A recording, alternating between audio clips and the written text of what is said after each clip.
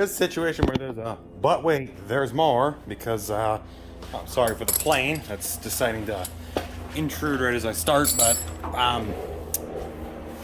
yeah, I totally forgot that I was going to fix this front part on the carb, so I don't know why I took that off. Oh yeah, now I do, because I need this out of my way. Now I'm not taking the very top part of the carb off, but I'm taking the air cleaner off. Oh damn. Screwdriver's helpless. I don't know why it's, yeah. Not sure why I said it in the video, but there we go. But yeah, so I finally have the deck I need for this thing, which is good. So now I will hopefully be able to finish out the year after. I think I'll probably have one more mow on this deck, but the guy that's selling this, the spindles are all good. The mower looks pristine. I might edit in a picture right here. But anyways, if I did edit it in the picture, you guys can see how clean that thing looks. It's for 50 bucks. It's on the way up to my cabin. And we're planning on going up there this weekend as long as my dad's truck is out of the shop. So I'm pretty sure all the fuel's out of this and out of the bowl, just considering how right now, well, I guess I really can't, but anyways, I did run all the gas out of it after I clamped it off. But fuel shutoff's in. God, I just can't believe that's all the swap. So much better. But yeah, I mean, it's weird because before it'd be sloppy into kind of looseness, like it'd be kind of loose, but now it's tight, which is nice. Like I end up moving the tires a hell of a lot more than anything, but that's just about every riding mower right there. I mean, I walked up, to a brand new Craftsman, the newest Craftsman you can buy. I think it was at, I want to say Lowe's. I went up to it and I went, nice looking mower, Oh, it's really expensive. It's, $1,800 or maybe it was $2,000. I remember, like, holy shit, for a riding mower, for a baseline riding mower with a single cylinder. Anyways, they're insanely priced, which is why you'd buy a used one for $1,000 even, like a nice John Deere one. But anyways, and it had this much slop in it, and I couldn't believe it. And the steering, it felt this loose too. This is exactly how it felt. So I have brand new riding mower steering. This is as good as I'll be able to get it, unless I was to change a gear in there, but yeah, I'm not doing that. But anyways, yeah, here's kind of a how-to on this. So there's a jet below this. Let me get you guys set up on the tripod quick. Okay, well, you guys know how much I love to knock the tripod, okay, it's my cheap tripod. It's really a music stand, but okay. I'm gonna have to move this kind of back and, okay, why don't I just start here? Let me get the right size nut for that, and I'll be back. Okay, for those wondering what size this nut is, it's a 16 mil. And sorry for the background noise. Dad's spraying cement killer. We had some ant problems lately, so anyways. Okay, awesome.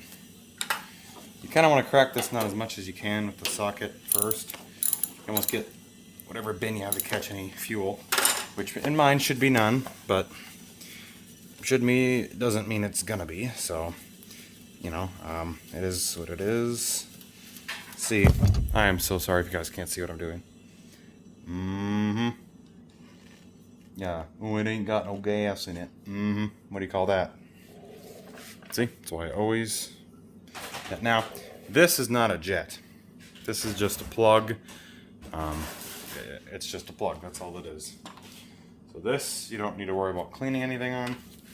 But if I drop the tripod down, I should just call it what it is. Drop the music stand down. Alright, you guys see that jet in there? Yeah. Okay.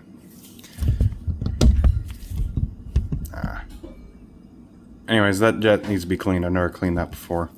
So that's probably why it only runs on choke, because that's your main jet, which has never been out of the mower, which has never, well, I don't know about never been out of the mower, but Never cleaned it since I got it and had all that ethanol residue in it. Which I don't know if I've ever showed you before, but oh well. Anyhow. Whoops. There we go. Oh. You still see it better when I shine the flashlight, but anyways. That's the jet. The way you take it out, by the looks of it, is a flathead screwdriver, so let's just see what I can do. I've heard these are kind of a pain in the ass to put back in, but we'll make do.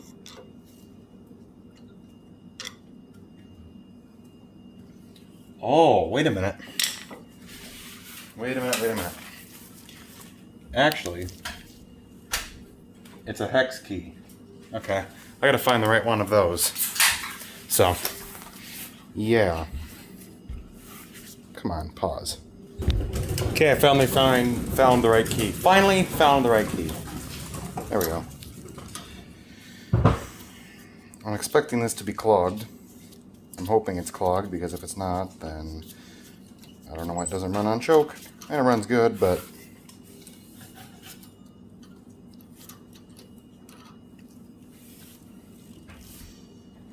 I have no way of pushing that out. There we go. I'm gonna say that's probably clogged. Doesn't look to be too clear. I don't. Yeah, I think you're supposed to. I think you're supposed to be able to see through that, which this thing is never gonna focus. But you can't see through that. I'm gonna have to clean that with a guitar string. All right, my battery's too low to use flash, so maybe I'll try my best to show this. There you go. You guys can kind of see. You can see through the jet now. It's a big old jet, so yeah, I'm like, oh, why does it only run on choke? Well, now I know why. So, my battery's getting kind of low here. So, I am going to finish out this video. Look it up. No, oh, sorry. Don't take that advice. I'm not going to finish this video yet. I will film. There's 2 springs I didn't put in here because I didn't know where they went. Couldn't figure it out. I figured I'd just rebuild it with all the new stuff, which actually my grandpa did a couple years ago, actually go through and rebuild this, but I didn't know that. And getting a rebuild kit doesn't harm anything. But yeah, he did clean the carb and he changed the magnetos and stuff. So like this engine, this mower has had a lot of shit done to it to make it run that I never had to do, but I've had to do a lot to it. So a couple years ago, major stuff was done to it, but I've done major stuff to it too. But I did get that from my grandpa. That's probably the reason I know how to work on a lot of the shit I do. Is he kind of got me into small engines. But you guys aren't here for a life story, but you know, it's just a little something. You know, I thought you might want to know. But I'm gonna put that jet back in, then I'll be back when I got that in. All right, so I suppose I should take this off. I did also spray a little carb clean in the where that jet was, so no worries there. Let me get a pair of pliers. Like I said, I almost always start a video. Geez, I can't remember if I told you about it. Anyway, no, so yeah, I'm gonna tell it again anyways. So I went up to a new Craftsman, right? I was in Lowe's, and well, I think I did already tell you, but it had that same amount of slop on that Craftsman. So this is the amount of slop you get with every mower, I think, except for maybe a newer John Deere. But look at the amount of gas still pouring out of that. Holy cow! Make sure most of that's out.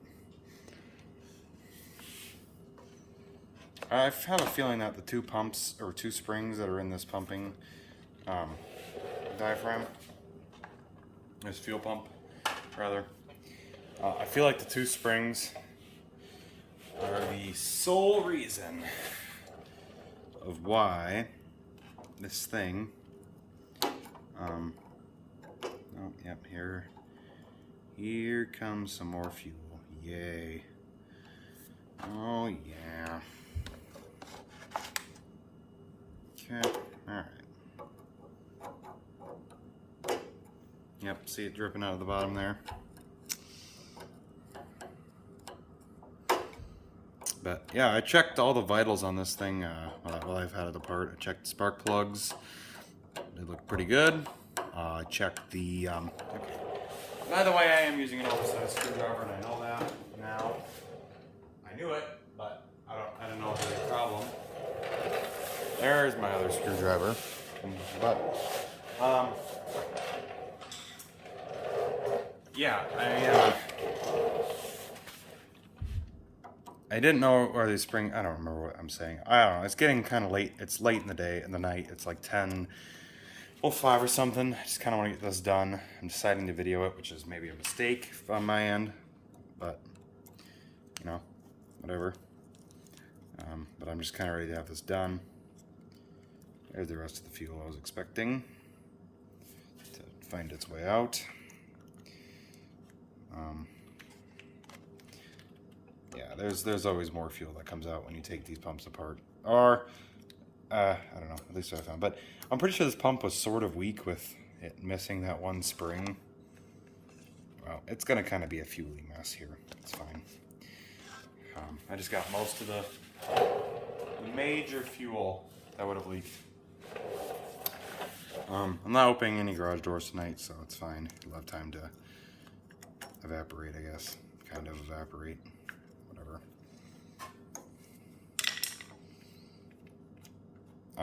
I watched a video on how to do this fuel pump. Again, and I found it on this exact engine, so I know I have the right mower. But I do remember where one of the springs goes that I know I don't have on mine.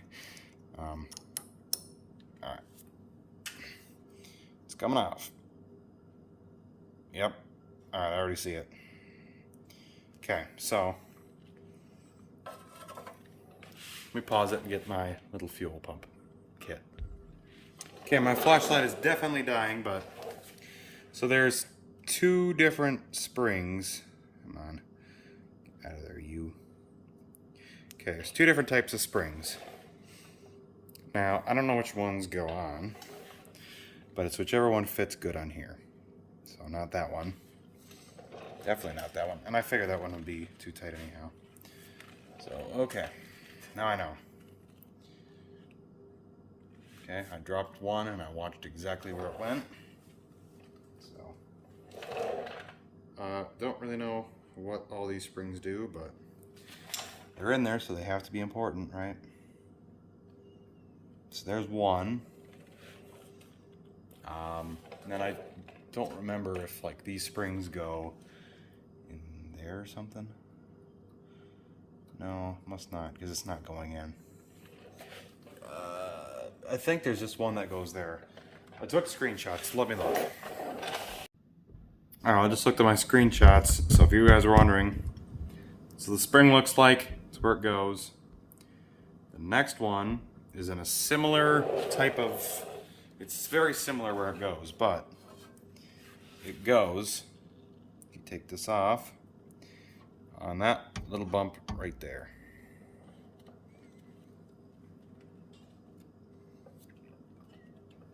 So, let me grab the other one, which, of course, I set the diaphragm right where this is. These springs are very tiny. So there you go. So that looks like.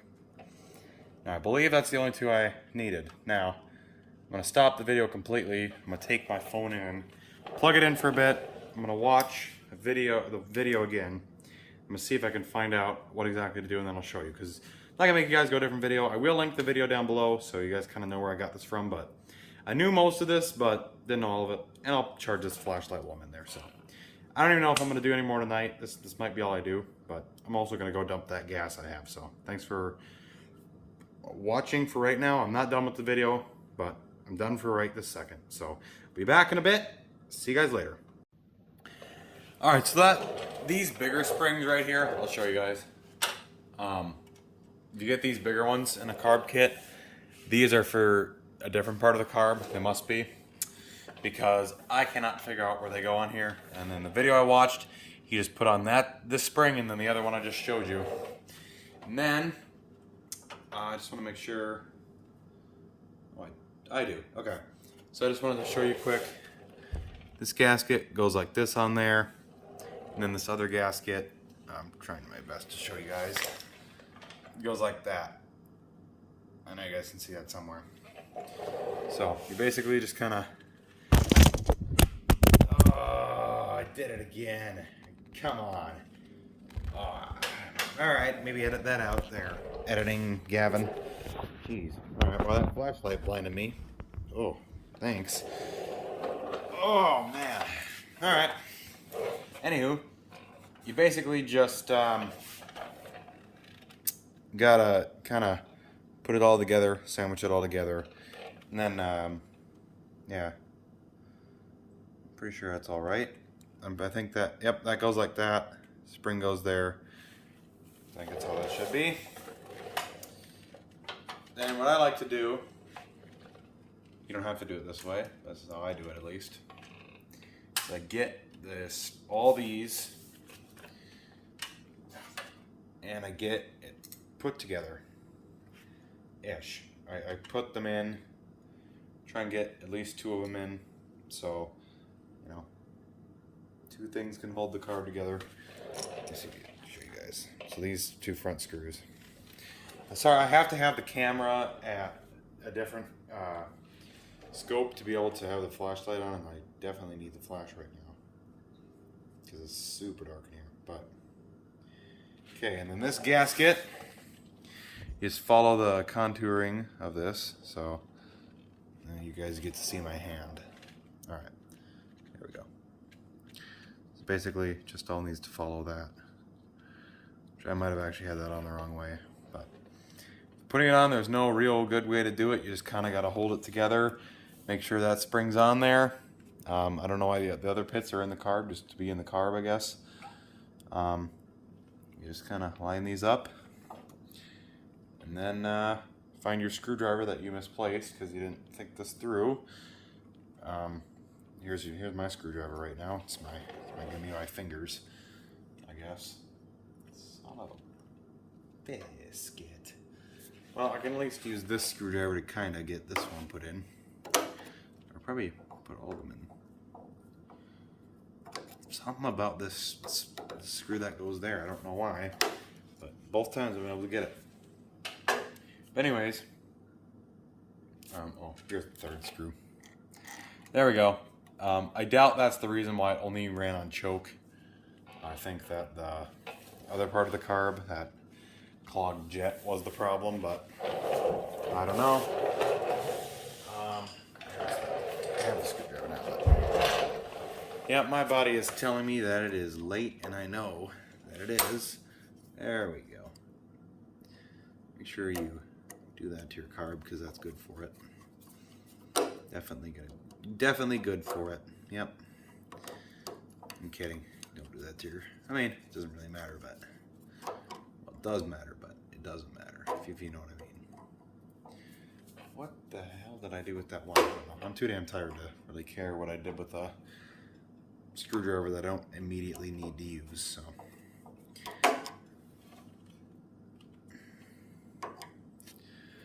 See, I didn't really take a whole lot in the front part of the car apart, so I already have a carb video in my Mower restoration playlist, so just go on my YouTube channel, go over to playlists, and then you can find that. I don't know. I'm hoping this video can get some views. You know, hoping you can get a decent amount of views, but it doesn't, I guess. I don't know. But, yeah, I don't really... So, something I've learned kind of just by watching some other people is liking the video, I guess, it makes me feel good, kind of. So, I mean, if you could at the least like the video if you see it, then I can see how much watch time you guys have. So, if you've made it this far in the video, I really, really appreciate you. You're one of the few that stays around the whole video. But if you're in this far in the video, then you probably are here for this specifically. Not just for entertainment, but yeah. So if you see my channel, this is your first time seeing it, make sure to at least subscribe. You know, I don't really ask you guys to subscribe that much, but I mean, I don't want. It's not like I don't want you to. It's just I'm not gonna be one of those YouTubers that at the beginning of the video is gonna say, "Oh, subscribe to my channel." No, those YouTubers are annoying, and you're just gonna end up skipping that intro anyways.